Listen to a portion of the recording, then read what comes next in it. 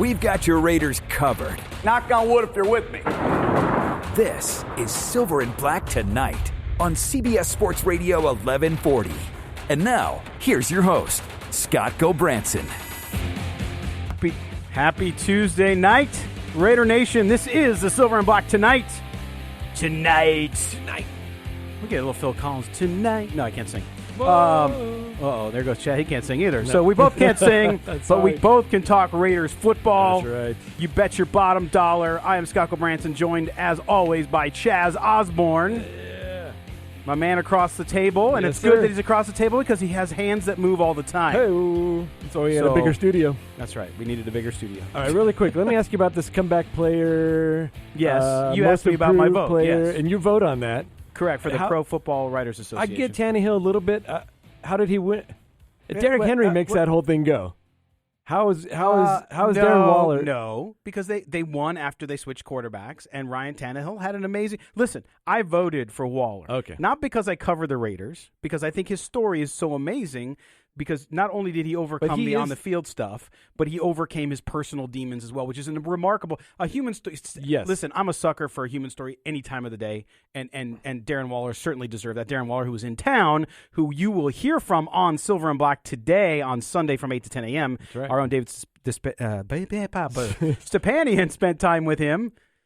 Damn Armenians. No, Who? I love her. That's great. God bless that Tarkanian, kid. Stepanian. Anyway, All right. but he's great. So he talked to Waller. He talked to Engel. We're going to have those interviews. I'm just on saying, Sunday. I believe Waller was much more deserving than Tannehill. Well, that's because you're a fanboy. No, but that's no. okay. That's More okay. improved comeback player. Tannehill didn't go anywhere. He's not the most Yeah, improved. you know, it's the damn writers and where they're located. If you're in the South or the East, it just carries it's the just day. that East Coast bias again. But he won. So I think the winner, the idea that they went on that run, we Yeah. voted on this a few weeks ago. Right. And we also voted Josh Jacobs. No, you vote Offensive everything Rookie of before year. the playoffs. Correct. So I think that played into it, but certainly something. But we're going to talk a little bit about some honors, and we're going to close our anger over the Cliff Branch Tom Flores thing a little later too in the show. That'll never close. Because we want to make sure that we give you some sound to talk about that as well.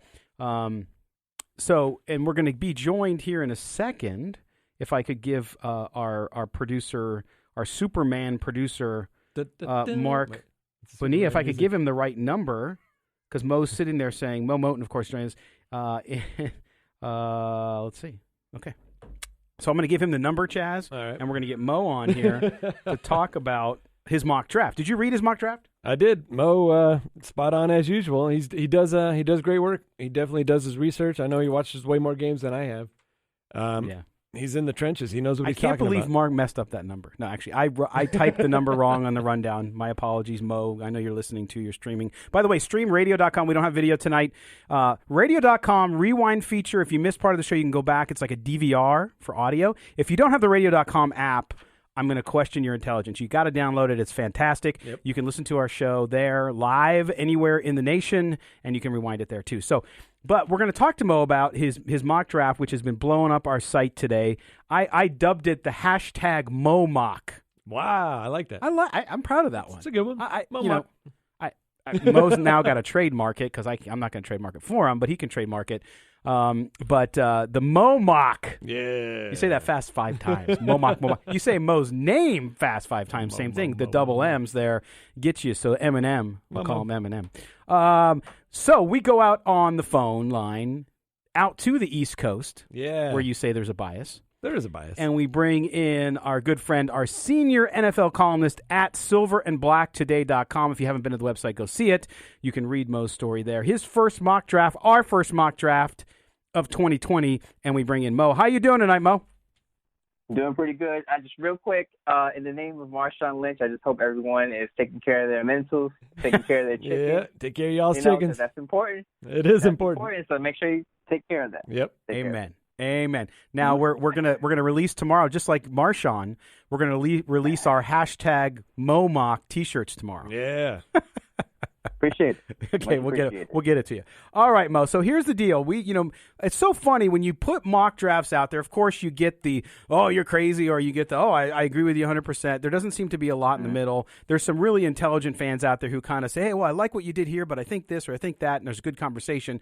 And then you get the people who are like, why are you doing mock drafts? Nobody cares. It's too early. Everybody's mind can change. Yeah. And to that I say, it's look, you're a Raider fan. The football season's over right now. What else are you going to do to talk football, right? Talk football. You don't care about the Super Bowl if you're a Raiders fan right now, so why not? Yes, that's very true. So, Mo, let's go through this now and talk a little about it. So, your story up on silverandblacktoday.com. You go through the entire draft as picks stand today. Of course, the Raiders could trade some away, get some more. Who knows? But let's start with that first round. Okay, there's a huge population in Raider Nation that number 12 they want a quarterback, but you and I know that's not going to happen. But at number 12, you have a guy who I think some people would absolutely just run through mud and snow and sleet and whatever else to get in a silver and black jersey, but a lot of people think he'll be gone. But the way things happen in the draft, you never know. You have, going at number 12 to the Raiders, CeeDee Lamb, of course, the talented wide receiver out of Oklahoma. Tell me a little bit about why at 12 that's the guy to get for the Raiders instead of maybe one of those talented linebackers. Well, I'm on the record of saying if Isaiah Simmons is somehow miraculously available at 12, he's the guy, because the drop-off between the top linebacker and Simmons and the rest of the linebacking corps is wider than the wide receiver. It's a deep wide receiver unit, so you can get one in the third round. But if Simmons, and I expect him to be off the board at 12, if he's off the board, CeeDee Lamb is the pick, because all year we've been saying the Raiders, after the Antonio Brown situation, the Raiders need a number one wide receiver. They need a lead wide receiver. They need a dynamic guy who can go out there and line up all over the field, catch the short passes, catch some deep passes, and kind of take some pressure off the car. And that's what you would get in CeeDee Lamb. He added some weight before the last season. As you can see, he's great after the catch. He's like a running back after the catch. It's hard to bring him down. I believe in one game against Texas, he broke maybe 5 or 6 tackles on one play, which was amazing. You got to see that highlight.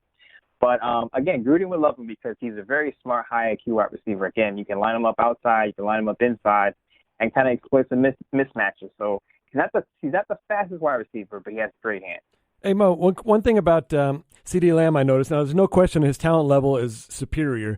One thing I noticed with CeeDee Lamb a lot, when another guy would score or, he didn't get the ball, he would kind of shrug, and he wasn't over there joining the celebration. I know the Brain Trust, Mike Mayock and John Gruden, they're kind of looking for maybe a team player. They're always looking for a high character. Obviously, his talent's going to, by far surpass any character issue that he has. But is that something you noticed with CeeDee Lamb, that maybe, he wasn't a team guy because he was more like a me kind of receiver, in my opinion? I never got that vibe from him. I could see why you would say that could be a problem, because you want a community guy. You want a guy who's going to celebrate everyone else on the team. Right. Maybe that's just a product of maturity, and maybe you can just kind of, pull him aside and say, hey, you're going to get the ball, because at the end of the day, wide receivers want the football. We all know that. Mm-hmm. Most wide receivers, if you're a competitive guy and you're out there in the field, you want to be the reason your team is winning. I wouldn't read too much into it unless there's something in an interview that pops up that makes you think maybe he's a little too immature for the game. But other than that, I could say that's something that's very correctable, and that could be addressed with, again, just maturity issues or just growing up in the game and understanding that you're not going to get the ball on every play, but you're going to get the football. Right. Again, we're joined by Moe Moton, our senior NFL columnist at silverandblacktoday.com. He is also an NFL contributor with Bleacher Report. Now, Mo, before we move off of CeeDee Lamb, the thing I perhaps like most about him is he's a badass. When it comes to contested passes, this guy is in there. It's like he's ready to arm wrestle when the ball goes up and if he has to go get a contested pass. And to me, in the NFL, with that size and the extra weight he has on, to me, that's why I find him so appealing, right? He doesn't have that Al Davis blinding speed stuff, but what he does have in every other part of his game more than makes up for it. I would say, and I say this before every NFL scouting combine, when you watch wide receivers, I know everyone loves to watch the 40-yard dash. That's the thing that everyone looks at. I would say watch the gauntlet drill where they have to catch in a straight line, turn, catch in a straight line. Watch that drill, because it'll tell you if a wide receiver prefers to body catch, wait for the ball to come into his body, or attack the ball at a time point, stick his hands out and snatch the ball at the air. I think CD Lamb is the latter wide receiver, and I think that's a great thing for a quarterback because you want a guy to come back to the ball, you want a guy to attack the football. All right, we'll run through Mo's mock draft, the Mo Mock, hashtag Mo Mac, Mo Mock. You can't even say it twice in a row. You got to use it, hashtag Mo Mock. Use it on Twitter, everybody. Before we go to the first break here, and we're going to keep you for 2 segments, Mo, with the number 19 pick, you still don't go linebacker, right? You have a cornerback, which is another great need for the Raiders, and you have Trayvon Diggs, the kid out of Alabama. Tell us what it is about Diggs that has you wanting the Raiders or has you selecting the Raiders or having him select it in the first round. Real quick, a couple of things. Number one, he fits the profile of what the Raiders want. Long, athletic press cornerback, 6'2", 207. So you're not going to have a problem with size or length. He can be able to close the cushion on a wide receiver if the wide receiver gets a step on a quicker guy. He's a converted wide receiver. He started off as a freshman wide receiver, transitioned to cornerback, so he has some route recognition there. He can kind of shadow wide receivers and kind of know where they're going to go before the ball arrives, and you want that in the cornerback because that usually leads to turnovers. He has great footwork, kind of like Trayvon Mullen. Pretty good, very fluid actually, and few false steps. And what that means is you don't have a guy who's out of position because he takes a step out of direction and the wide receiver gets a step on him and goes downfield for a big gain. So I think Trayvon Diggs, with his length, size, and footwork, perfect for a number one corner opposite Trayvon Mullen. Well, and he has experience, as you said, lining in the perimeter and in the slot, so they have flexibility. They have Isaiah Johnson, Keyshawn Nixon, and Mullen, of course, as you mentioned. So that gives them a lot of flexibility, which is great on the defensive side of the ball. And so to me, he makes a lot of sense there. What about? I know he broke his foot. How about that injury? Did he bounce back from that? Was there any ill effects based on that injury? I feel like if you watched his last season, I feel like he bounced back pretty well. He didn't show any ill effects as the season went on. He had a pretty good play that was on Joe Burrow that was called back where he read the zone, and you could see his ball skills there. So when it comes to range, I wouldn't worry about his foot. If he comes into the draft and he's fine, all his medicals check out, and he doesn't pull up with a hamstring or anything like that or any type of leg injury, I wouldn't worry too much about it. The one thing people are going to see that he's not the best tackler. I know Deion Sanders says, you don't pay me to tackle, pay me to cover. So I wouldn't worry too much about that. He's a little passive there. I wouldn't say he's a bad tackler, but you want him to be, if you want him to be a little more aggressive, you want a little more of an aggressive cornerback on the outside, that may be a problem for you. But I think his ball skills make up for that. Yeah, and I think once he gets into camp and the Raiders get a hold of him, they can work with him and get that, I think, up to where he needs to be. All right, Mo, don't go anywhere. Again, we're talking to Moe Moton, our senior NFL columnist at silverandblacktoday.com, also from Bleacher Report, about his first mock draft today. When we come back, we'll get the rest of Mo's picks, and we'll roll on with the Silver and Black Tonight here on the home of Raiders Talk in Las Vegas, and that, of course, is CBS Sports Radio 1140. When you need inside info on your Raiders, you'll find it here. This is Silver and Black Tonight on CBS Sports Radio 1140. And we're here. We're back. We're talking Raiders football. We're talking mock draft. Yes, it's that time of the year. It's towards the end of January. There is no Raiders football on television. There's no transactions happening. So guess what? We mock drafted, baby. And we turn to one of the best, of course, Moe Moton, our senior NFL columnist at silverandblacktoday.com, Bleacher Report as well. Chaz Osborne is here. I am Scott Branson. We are your tour guides. And we're going right back into the mock draft, the Mo Mock. And Mo, in the third round, now one of the things that people might look at and say, hey, here's what the Raiders need. They need linebackers. They need cornerbacks. They need wide receivers. And then you have that other group that would say they also need a quarterback. So those are the kind of four that everybody talks about. But one position where they need depth, because remember, in the NFL to win, you have to have depth, is running back. And in the third round, at pick number 80, you have the Raiders going with Zach Moss out of Utah, a kid I really like. If you're on the East Coast, even though, Mo, you watch West Coast football, not everybody does, but a kid out of Utah played really, really well today, and I think he's a kid who could really help them when it comes to depth and spelling Josh Jacobs. Yeah, absolutely. As you said, I'm out here on the East Coast. I'm up till like 2, 3 in the morning, so I can catch a couple of the Utah games out here. But I really like Zach Moss. I caught eye on him earlier in the year. There was a tweet out there that said he had 26 broken tackles in 2 games, and that was against BYU and Northern Illinois. Now, those two teams, those two programs aren't slouch programs. So you got to look into that. End of the year, he forced 78 missed tackles. So Wow. And that's 16 more than Eno Benjamin, Pac-12 Offensive Player of the Year. So if you're looking for a guy who's kind of a pounder, he has a similar size to Jacobs, but his run style is very rugged. And again, he's just a broken tackle machine. And if you want a guy to compare with Jacobs and make defenders cry after football games, you pair Zach Moss with Josh Jacobs, because those two guys together would be tough to tackle. And I think that would be linchpin for the Raiders offense on the run side. By the way, I'm biased, forks up, but Eno Benjamin I think is going to be a great second-day pick for somebody, by the way. All right, so moving on, another position, and you have in the third round at pick number 91, a position, excuse me, I skipped a pick, 81. You have a pick that I like too. They need help on the edge still, right? That defensive front got better last year. There's no question, especially towards the end of the year. Bradley and I from Utah. This kid is, I think, he's got that kind of motor that you saw with Crosby, and a different kind of player. But tell me why Ane there at 81 would be a good selection for the Las Vegas Raiders. Yeah, I know a lot of people are talking about an interior defender, and I get it. If like a Javon Kinlaw in the first Right. round, so I think that's where he's going to go.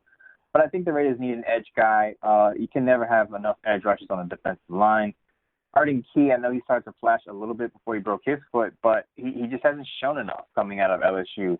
So, and you're not going to have Vincent Mayowa, assuming that he goes to free agency. He did play a lot of snaps this year, but he did have 7 sacks, and letting that go, you need to replenish that. So I think Bradley and I be a good pick there, because he comes in with a complete, I wouldn't say complete pass rushing toolbox, but he's more developed in the sense of technique more than Key when he came out of LSU.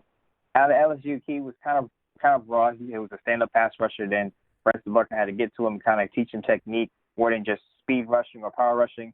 And I has that, and he's fluid. Really quick, I saw one game when he was one step ahead of the offensive line and the defensive line before the snap. So he forced the offensive tackles to kind of jump off sides a lot, false start a lot in that game. So Anai is the guy you want there. Yeah, and I like I said, his motor, his demeanor, when you watch him on the field, he's got that Raider feel to him, and I think he would be a great pick there. Now, round 3, 10 picks later at 91, you finally you pick a linebacker. And a kid I also like, too. You talked about Arden Key out of LSU. How about Jacob Phillips out of LSU? Here's a guy, coming off a great year, of course, with the champions of the college football playoff system, of course, the Tigers, but also the Raiders. And the point you made with this pick, Mo, that I think is really important for people to understand. Linebacker is a huge need for the Raiders. But if they can establish part of it, especially in the middle, if they can establish get an established free agent to fill the middle, then a guy like Jacob Phillips makes a lot of sense. Absolutely. And one thing you want to stay away from is reaching for position. I know the Raiders really needed a defensive end last year. They went up a guy Pearl last year at number 4, and some people think that's a reach. But more so at linebacker, you don't want to just add a linebacker in the first round. Unless Simmons is not there, you don't want to just add one because you need it. You want to make sure you get a guy with good value at your position. I think Jacob Phillips will be available in the third round, and he could, as you said, still fill a need, especially if you pay a middle linebacker for agency like a Schobert or Corey Littleton. I think Jacob Phillips can play the weak side position. He can play his space. A lot of people are going to talk about Patrick Queen, and he's going to have a bigger name coming into the draft. But I can argue Jacob Phillips can give you just as much as Patrick Queen could in space playing inside linebacker. Both played just about the same amount of games. Phillips had a few more PBUs than Queen. I believe Queen's probably going to go in the second round, but as you know, the Raiders don't have a second-round pick. Jacobs has a lesser name, but I think he can be just as effective.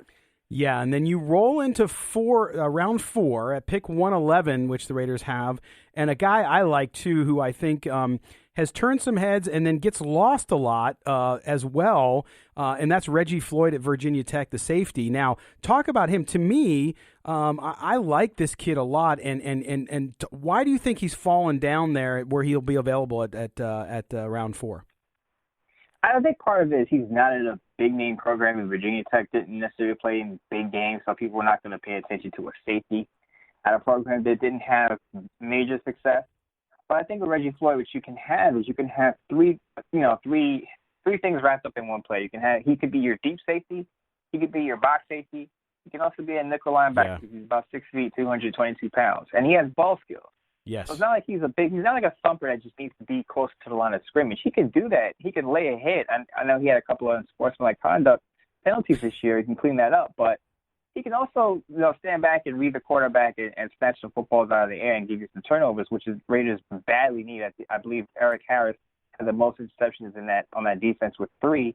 You can have another guy who would be kind of a ball hawk on the back end that could erase some drives. Yeah, and you talk about his ability to tackle and his size, and for me, that's why I like him too, is you can put him in that nickel defense as a smaller linebacker who can also keep up in pursuit and in coverage, which is something the Raiders absolutely need, especially at a value there in that round would be a good pick. Now, on to round 7. Again, we're talking to Moe Moton, senior NFL columnist with silverandblacktoday.com and also contributor at Bleacher Report. In round 7, you have the Raiders with a second wide receiver, that being a kid who had a nice game, a nice season, Tyler Johnson, the Gopher out of Minnesota. Yeah, and a lot of people were kind of raising their eyebrows at this pick because they were like, this guy shouldn't be available in round 7. So really quick, I'll just give context on that.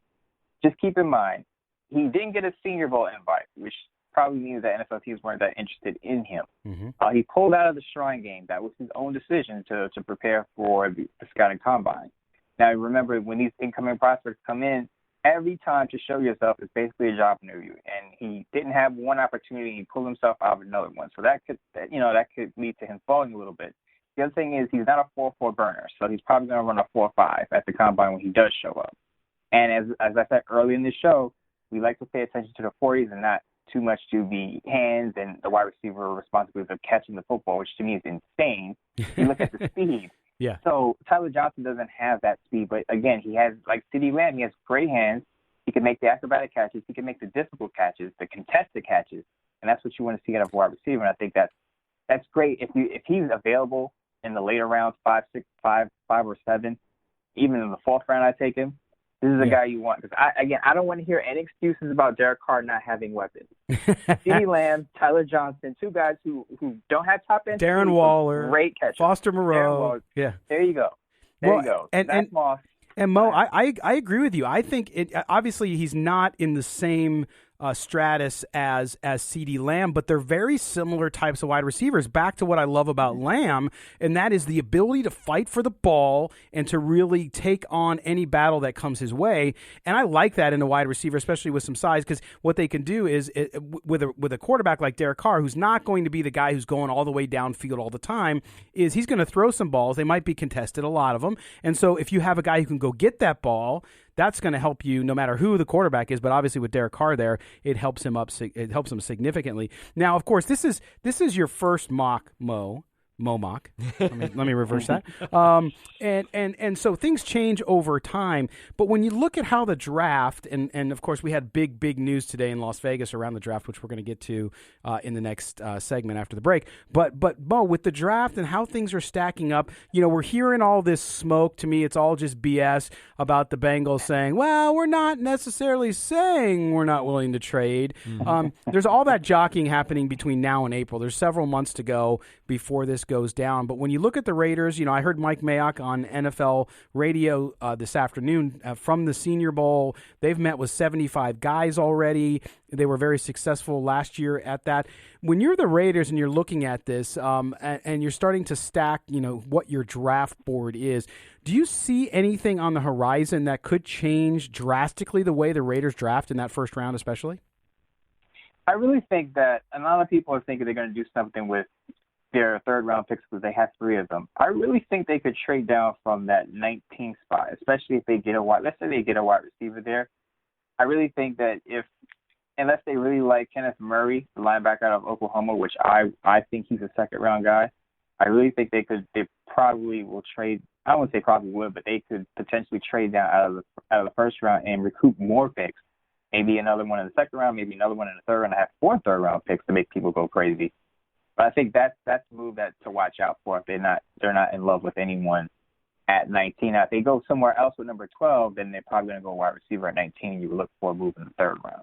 Well, and I even think, Mo, that 12 could be in play depending on what happens before them, because you have 19. That gives you a little bit of a buffer there. You could trade your 12, move down into the second round to get some value there and still get what you need. Of course, if there's somebody like Simmons there or somebody like Lamb, you got to grab that player because I think they're that good.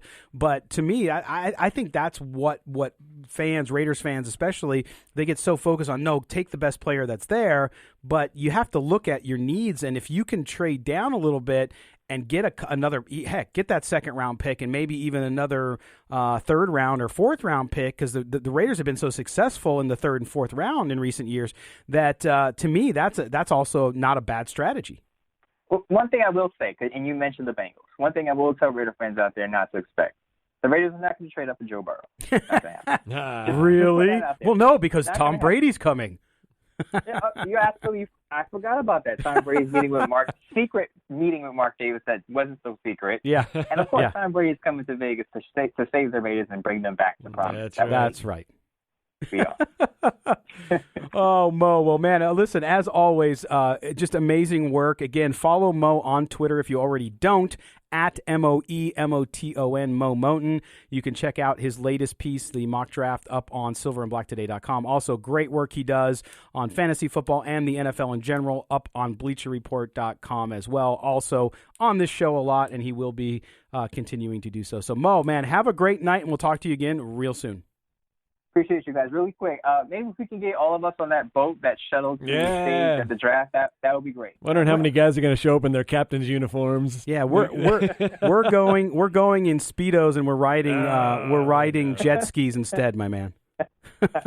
I got the memo, so I'll adhere to the rules there. Good man. All right, Moe Moton, senior NFL columnist at silverandblacktoday.com and Bleacher Report. We appreciate him being with us. Woo! Yeah, there you go, your first mock draft. If you don't like it, I don't care. Mo's very good. He knows what he's talking about, and I thought it was a great first attempt. It's fun jockeying for position right now. You just start talking about the players. You start to see them. Obviously the free agency is going to dictate the draft, and then you got the combine, and so many things are going to change between now and then. Chaz, speaking of a draft, we're going to take a break now and pay some bills, and our producer, engineer Mark's going to come in and whip us like he does between breaks because we're not doing what we're supposed to.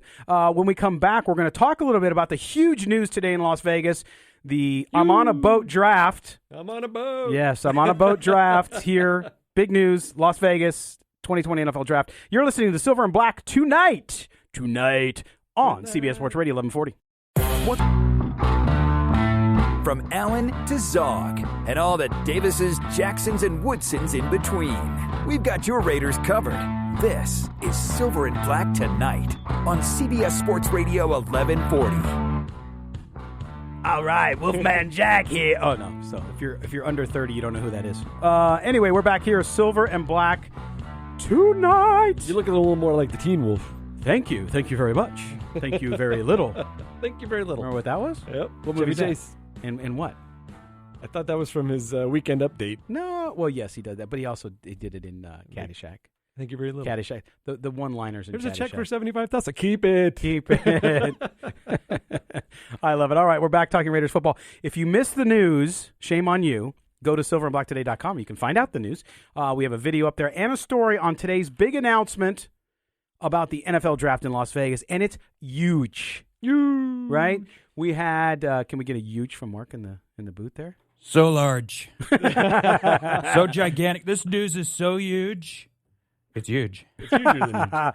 Oh, thank you, Mark. I appreciate the comic. It's huge with a Y. But they announced today, the Raiders and the NFL, specifically at the Clark County Commission, which is the governing body who oversees the Strip area, all the detailed plans for the NFL draft in April here in Las Vegas. The red carpet stage will be at the Bellagio, floating on the water. How do they do that? Smoke the on magic the water. of television. All right, a little deep purple. But it's going to be there. That's going to be the red carpet. Now, it seems crazy that they're going to have them all the way to Bellagio to walk across the water. By the way, after they take a boat ride to the stage, then they cross the stage. Throw them in the water. And then, as Snagglepuss used to say, exit stage left even. They go off the stage, they get in a car, and they drive to the main stage, which is going to be behind the Westin Hotel, i.e. that used to be the Maxim, i.e. that was right on the street where Tupac Shakur was murdered. for your history lesson here. So you got to go see that. And behind that is the Caesars Forum, the new convention space. They got his car over here. There's a car shop over here. It's got all Vegas. Yes, when you go see it, it's a very holy experience. Very holy. So when you go, you're going to be right next to the Caesars Forum. It's a spot right by the big, what we call the high roller. It's a big it's the Ferris wheel. No, it's the high roller. It's an observation wheel.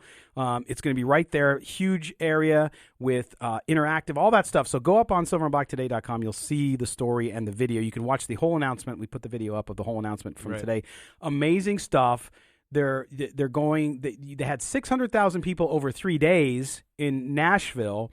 I don't know if we'll hit that number. Everybody thinks we're going to hit that number. I don't know. I just know it's going to be nuts, and the streets are going to be closed down. And for the Raiders' first big, because yes, the NFL does the whole event, but it's the Raiders' first big hosting event. Big league. And it's going to be the biggest number. It's going to be the biggest number ever in Vegas history. Yes, and it's going to be fantastic. Now, the road closures will start days before. Right. So all this stuff. So we have a lot of friends like Kenny King Jr., who was on the show. He's like, hey, where's the Westgate? I'm staying at the Westgate because there's a big group staying over, big fan group staying over at the Westgate for a party over there for draft. That's a little bit of a ways. But not really, because all of that fan stuff right behind the observation wheel, and then one block over is the Westgate, right? No. It's farther than that? It's more like a half mile. Quarter mile or so, but not bad. And there'll be plenty of shuttles and walking. Right. Also. But anyway, but everything you've got on the website, you've got all the road closures, you've got all the. I don't have the road closures because I don't care. But you live here. Most people, yes. Actually, the people that are coming in don't care. They don't care. They're going to be here. They're going to stay at a hotel. They're going to find a way to walk and get there, and they're going to have those big, obnoxious, ridiculous glasses in their hand and walk down the strip with. Those things are great. Oy. They last all day. Oy. Anyway, so they're going to be walking through those, and the draft. You go up and check it out. I'm not going to go through all of it, but fantastic. You would expect it to be Las Vegas. And I saw one of the best tweets that I got a lot of attention when I first tweeted out as we were watching the presentation, was one guy said, holy crap, because he was in Cleveland, and he's like, holy crap, this is what we have to follow up, because he lives in Cleveland, and they're doing the draft next year. It's like, what are you going to do in Cleveland? Hey, here we are on top of a burnt-out car. It's so incredible how the draft and the draft coverage has evolved. Huge. For 50 years, the draft was in New York, at some tiny ballroom at the Sheraton or the Marriott Marquis, right? Marriott Marquis. And, it wasn't until 1995 that they moved it to the big theater in Madison Square Garden, and then all the New York fans could come there and just boo everything. It was hilarious. But, last year in Nashville, it was more production value. Yeah. It was just off the – and, Las Vegas is going to quadruple that spectacle. Oh, absolutely. And the bands that will have the Bellagio stage – will have the bands, a lot of entertainment there, because people are like, well, they're just going to walk across the red carpet, the players, as they come in. True, but they're going to have entertainment there as well. So you can 24/7. You can expect that to happen. They also said they will use that stage outside the first day, even though the walk through with the players and their families will be that first day, and then everything else will be on the main stage over by the Caesars Forum. So it's going to be an unbelievable event here in Las Vegas. I know Raider fans, because they're so close, because the fans here in Las Vegas and Oakland and Los Angeles will all pile in, it's going to be bananas. Yeah. It's going to be nuts. But I credit the NFL. We had talked back in October. We talked about on the air the Bellagio fountains. Everybody said it wouldn't happen. Now, that's right. I did have a couple people who follow us who pointed out that I was wrong earlier, because when I first reported it, I said that's the main stage. Well, no, it's semantics, but no, the main stage is the area by the Forum where they will announce the draft picks. The floating stage is just kind of like eye candy stuff. It's like tremendously big and tremendously wet. Nice, Mark. Yes. Nice. This isn't an impeachment trial. What do you put? So anyway, so we have you have that, and so that's going to be a spectacle. And I have people say too, Chaz, and I get it. I get this logic. Why are they making them go all the way over there to take them all the way over there? Listen, guys, the NFL draft now, as Chaz alluded to earlier, it is now a tourism commercial for the area hosting it. Right. So the Bellagio fountains are one of the nicest, most beautiful things you'll see on the Las Vegas Strip, and so they want to showcase the city. It's probably the most recognizable landmark of Las Vegas, right? Well, it's definitely one besides the sign. It's one of them, and it's beautiful, and it's something you want to show off. And, oh, by the way, Al Davis loved the Bellagio. So it kind of fits in with that kind of thing. No, I loved Vegas. History. Yeah, no, he did. But yeah, the thing you have on the website here is great. It's got a whole map of all the things that are going on, all the different areas. So if everybody's going, you're trying to map out, what you want to do and where you want to go to the website here. I'm looking at it now. You've got everything. And Chaz is renting an RV that you can sleep in. Yes. He will have details later. Yes, a little hostel. Not a hostile. But you can't be over 22. Is that right? 25. Oh, but it's going to be fun, man. It's going to be phenomenal. So I invite you guys all to come in and pay for our roads and our stadium. Most of all, pay for our stadium. Come and stay in the hotel rooms. Yes, there'll be $600 a night. Yeah, it's going to be a good time. For Circus, but that's okay. Come anyway. You got to come. It's going to be fun, and we'll continue to cover that. Also, I want to note tomorrow, Chaz, you and I will be at Allegiant Stadium. That's right. The Raiders have a big press conference, and they're not telling us what it is. Bum, bum, bum. We're guessing, so let's guess together on the air again. I say maybe the Pro Bowl for next year. I was thinking That's like the biggest thing I can think of. It's not the Super Bowl because we know that's not. They don't name them yet, and that the earliest one Vegas would get with 2025. I thought it was going to be like the Post Malone concert, going to open the stadium or who post who? Jeez. Carl Malone? He doesn't post up anymore. So they're having this tomorrow, and they're saying, hey, satellite trucks park over here. So I'm thinking like that's a bigger announcement than just hey we have a new car partner or whatever. Mm-hmm. So I'm thinking Pro Bowl, or I'm thinking maybe a big concert. Post Malone. Oh. They can't fill 65,000. Oh yeah, no, big time. No, easy. Come on, he's got friends. Oh, it's a he. So anyway, so that's they tomorrow. might be announcing Tom Brady coming. I think that might be the big announcement. We're gonna save that for the last segment. Come I on, just can't handle it anymore. No, all right.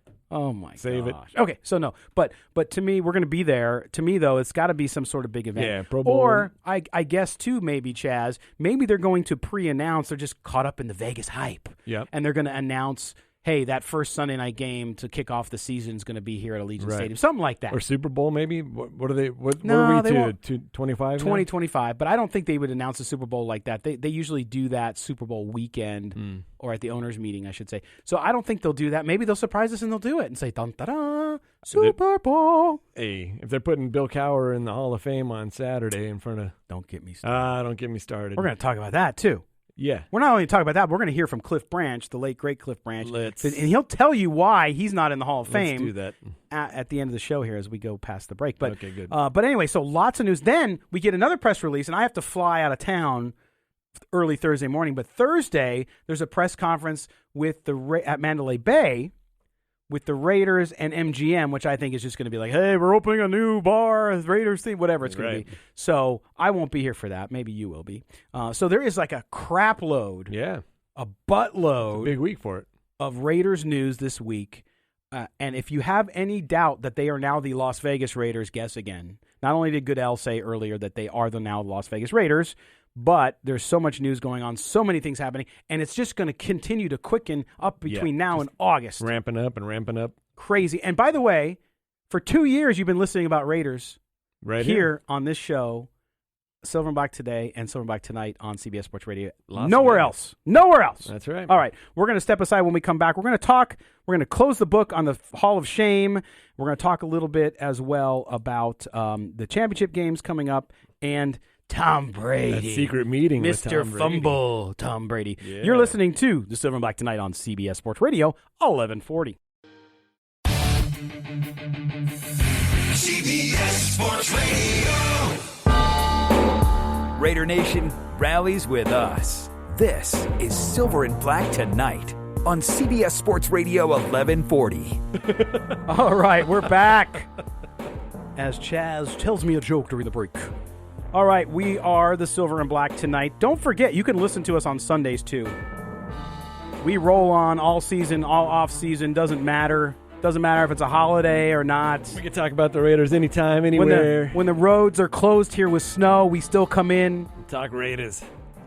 When it's sunny and hot outside, we're still here. Talking Raiders. That's right. Scott Branson with Chaz Osborne. Sunday on Silver and Black Today from 8 to 10 a.m., we will have a very special guest. Yeah. The future honorary mayor of Las Vegas, Nevada. And that, of course, is, if you're a Raiders fan, number 41. Phil Villapiano, in all his gloriness, will be here. Mark, our engineer and producer, will be ready with the dump button. The dump button is the button you hit if somebody curses, so you delay so it doesn't go out in the air and we get fined. Phil doesn't curse. Oh, he does. But we'll also have him recite his famous Chiefs prayer. Yes. And all that. So Phil Villapiano will be with us. Not a happy Super Bowl for Phil. There's the beep. All right, see, Mark's ready. We will also hear from our own correspondent, David Stepanian. David talked today to Darren Waller and Alec Ingold, so we will have interviews with Waller and Ingold at a charity event here in town for the Clark County School Districts. Fantastic stuff, so he'll be with us. Now, what I want to do, Chaz, real quickly, we talked with Kenny King Jr. on Sunday about the Hall of Fame and Cliff Branch not getting in. Right. Why didn't Cliff Branch, everybody said, well, how could he not get in? You look at the numbers, you compare him to Lynn Swann, all the stuff we talked about.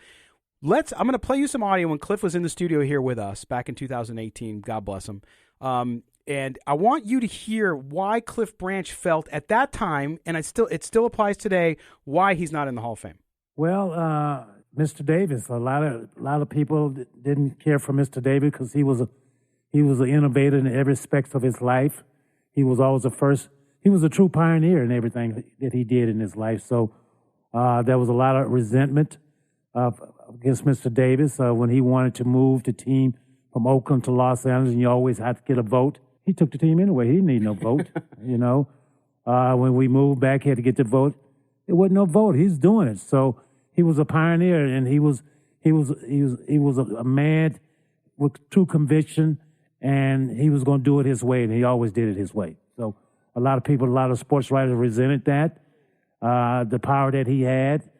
And then you think that his whole resume, I mean, being a commissioner, bringing the NFL and the AFL together, he was part of that. So he had a lot of power, and a lot of people didn't think you should have that kind of power that he had. Coach Flores was my receiver coach. I made all pro under him as his guidance and his teaching me as a receiver. And then you think Tom has 4 Super Bowl rings. He has 1 as a player, 2 as 1 as assistant coach, and 2 as a head coach. He has 4 Super Bowl rings. I mean, a lot of these Hall of Fame coaches that are in the Hall of Fame, he beat them. Yep. So how do you not give him his due? So he's well deserving too. Well, I like to look back when I was making All-Pro, making the Pro Bowls and stuff. I was first team All-Pro 3 consecutive years, and then Pro Bowl 4 straight years, and then on the Pro Bowl team, Lynn Swann was always backing me up. So, I was always the starter, and he was the backup. So that's another point right there I like to bring up. Oh, there you go. Cliff, and you know what? Cliff said it best. He lays out the case there. Yep. So, and that's why I reached back in the Silver and Black Today archives. I had to go down in the basement, pull out the tape. And the reason is because he said it so perfectly, and about his coach too. No, he's spot on with everything. What's the criteria for the Hall of Fame? Your rings, your longevity, your stats, obviously. Cliff Branch has all 3 of those things.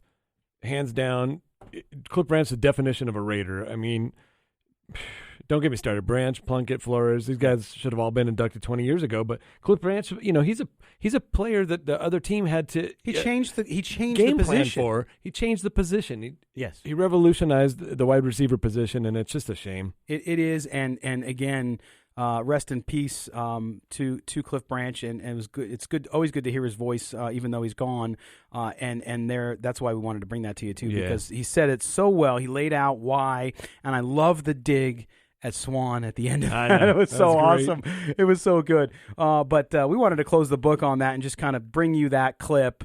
If you didn't hear it from the show, the first year the show was on, to let you to hear that. And that's the thing, with your Ethical Skeptic article from a few weeks back, my mind's been blown ever since that. And now everything I'm watching, everything I'm seeing, it just goes. Even this last weekend with these championship games, I saw 3 holding calls on the Chiefs that weren't called. And the one time, the player even looked back at the ref like, "Are you going to call that?" Yeah, no, okay, why great. didn't you call it? And I keep thinking to myself, like, here's the commissioner sitting in the stands. Yes, can they say, well, I kind of want this team to play this team? But Chaz, speaking of, Goodell was here speaking in Las Vegas this week, where he said it was okay now to call them the Las Vegas Raiders. Right. And he admitted, he said, I hear from Mark Davis all the time, usually about officiating. Mm-hmm.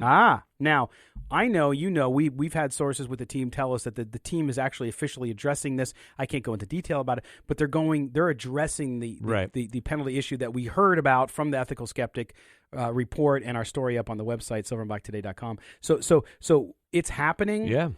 I don't know. We'll never know how it goes down or what happens because it's going to be kept behind closed doors. Of course. But it's good to know that the team is there addressing it. It's become so overwhelmingly obvious. I mean, and Al Davis has been gone 9 years. So if you had a beef with Al Davis, he's gone. Right. But it's a shame that reaches all the way to Cliff Branch, Tom Flores, Jim Plunkett, that even those kind of things towards Al Davis affects. Still there. Yeah. It's terrible. It's terrible. You're holding it against somebody else. It's like holding something against a child because their parent was terrible. You can't do that. That's not their fault. All right. So listen, and not that Al Davis was terrible because he wasn't. He was. But he made his own rules. But he made enemies. He just did. Ruffle feathers. You did. Okay. So in the minute and a half so we have left, Chaz, there's one thing I just want to get out of the way here. Okay. Because we're friends, right? Been a long time. Long time. And those people listening, you're friends too, right? You're friends. Everybody listen to us. They're all our friends. They're all our Raider Nation. That's right. Friends. We're all Tom Brady will not be a Raider. Come on. He's not coming to Las Vegas. He was at a fight, people. Let it go. He's coming. By the way, Derek Carr, I don't care if you hate Derek Carr or love Derek Carr. Derek Carr at this point in his career is a better quarterback than Tom Brady. Doesn't take away that Tom Brady won 6 rings. Right. He won 6 rings. You can't take that away. A great quarterback, one of the greatest ever, even if you hate him. Anytime you can get a player with 6 rings, you almost certainly have to do it. In the right situation. This isn't the right situation. Even if he's the 50th Unless player you on the trade depth Derek chart. Carr, which I don't think is going to happen. No, that's and you not get a gonna young happen. quarterback, and then you want a guy to reference him because you got to get a guy with that much championship experience is invaluable. But in this case, you're right. Where the player would be the focal point of the team, declining skills. I'm not sure it would make sense. From a front office perspective, you see, like the Chiefs bringing in Terrell Suggs. Yeah, great move for them. That was a great move. But here's the thing. So if Mark Davis is at everything in Las Vegas, we talked about this Sunday, right? So if you see Mark Davis at a basketball game with Floyd Mayweather. Is Floyd Mayweather the next receiver for the Raiders? Right. No, if let's LeBron relax. James is sitting at an event and Mark Cuban's over there, they're going to talk because they know each other. They're in the Right. same business. They're That in the doesn't same mean business. Get your panties. Don't get them in a bunch. Right. Pull them out. Walk straight, and forget about Tom Brady. All right. Can we talk about it on a Sunday too? We will. Great. All right. Chaz Osborne, man. Thanks, brother, for always being here. My pleasure. And most of all, thanks to you in the audience. That's right. And thanks to our good friends at Entercom and CBS Sports Radio 1140 for letting us be on the air. Talking Raiders football. I mean, we get right out of jail. They put us right on the air. No. Just like a Raider. For Mark Bonilla, our engineer and executive producer, for Chaz Osborne, I am Scott Branson. We'll talk to you Sunday. Phil Villapiano on Silver and Black today, 8 to 10 a.m., CBS Sports Radio 1140. Take care, everybody. Have a safe week. Take care of y'all's chickens.